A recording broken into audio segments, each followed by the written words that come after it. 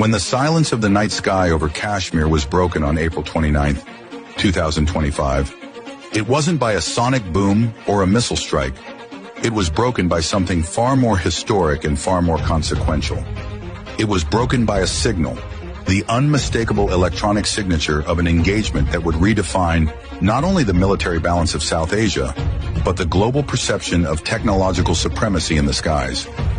On that night, under the cloak of darkness and the weight of decades of hostility, the air forces of India and Pakistan faced off in what would become the first known direct engagement between India's French-made Dassault Rafales and Pakistan's Chinese-built J-10CPs.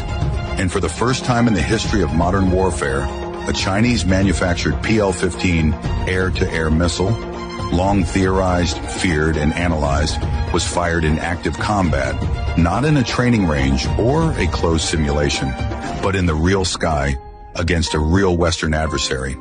The symbolic weight of that moment cannot be overstated.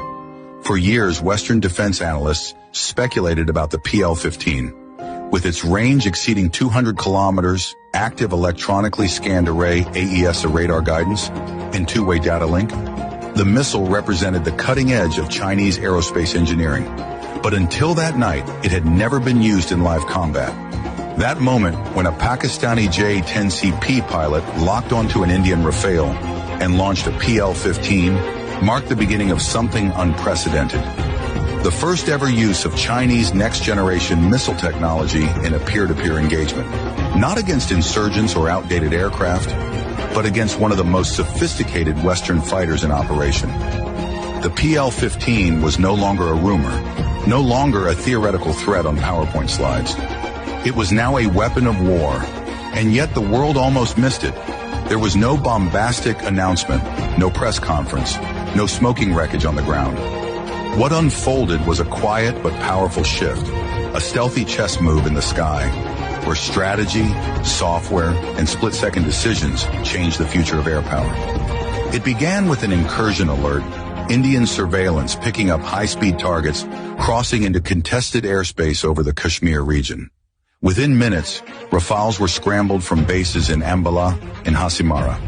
These aircraft, gleaming symbols of Western aeronautical dominance, were equipped with the Spectra electronic warfare suite, Thales RBE-2 ASA radar, and the Meteor missile, until now considered the most lethal long-range air-to-air weapon in the region. The Indian pilots flew with confidence, experience, and perhaps an expectation of overwhelming superiority. But they weren't alone in the sky. Awaiting them on the Pakistani side were multiple J-10CPs, the most advanced frontline fighters in Pakistan's inventory.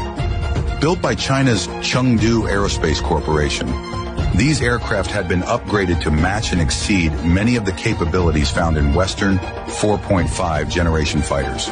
But what truly made the J-10CP a threat that night wasn't its engine or its airframe. It was the digital ecosystem behind it. Each jet was part of a live combat network, connected in real time to ground-based sensors, airborne early warning and control aircraft, and AI-assisted targeting algorithms. And unlike traditional combat formations, the J-10CPs were flying as part of an integrated swarm, each one feeding and receiving data from the others in milliseconds. From the moment the Rafales entered contested airspace, they were already being tracked by radar nodes located far beyond visual range. The J-10CPs began to maneuver in coordinated arcs, utilizing radar cross-section management and deceptive jamming pulses to obfuscate their locations. The Rafale's Spectra suite responded, trying to build a threat picture, but the clutter was overwhelming. Radar reflections bounced from false echoes. Infrared signatures faded and reappeared. Targets split and remerged. It was electronic ghosting at an unprecedented level. And at that moment, as one Rafale pilot attempted to establish a radar lock, the lock was lost.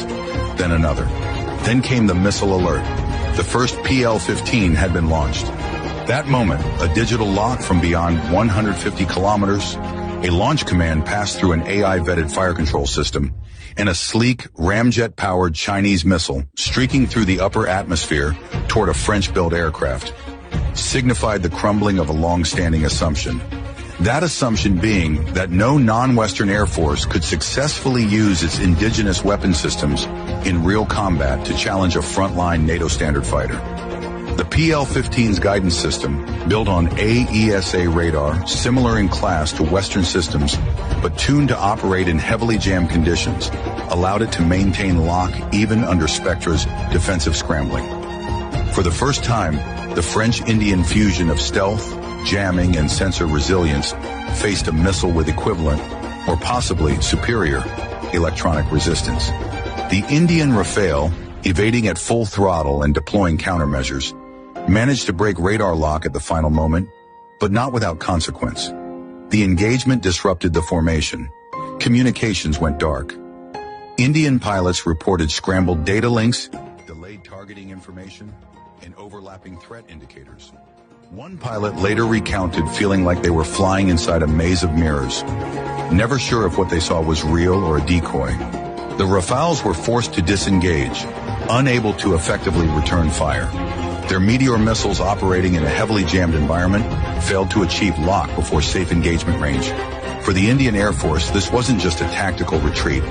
It was a strategic alarm bell, a wake-up call that their most advanced fighters could be challenged and even outmaneuvered by a digital combat system developed in China and operated by their regional rival. For Pakistan, this was more than a symbolic victory. It was a demonstration to their adversaries, allies, and global observers that they now possess the capability to challenge superior platforms using battlefield integration, electronic warfare, and next-gen missile technology.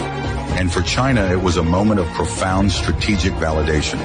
The PL-15, which had been touted for years as a rival to the Meteor and AIM-120D, had now tasted real combat. Even in a limited capacity, even without a kill, the message was clear. Chinese missile systems had arrived on the global stage, not as cheap alternatives, but as competitive instruments of high-end air warfare. In a single missile launch, Beijing had shattered decades of skepticism surrounding its aerospace claims. Around the world, military planners took note. From Washington to Paris, from Tokyo to Canberra, defense circles began urgently reassessing the threat posed by Chinese origin systems, not just in Chinese hands, but in the hands of their strategic partners. Nations operating U.S. or European aircraft now faced a sobering question. Could their platforms hold the line against next-generation Chinese missiles deployed by adversaries in complex electronic warfare environments? Could traditional dogfighting doctrines survive in a battle space where the kill chain is completed at 150 kilometers by software? This wasn't just about a missile. This was about the collapse of the Western monopoly on electronic warfare supremacy. The idea that only NATO standard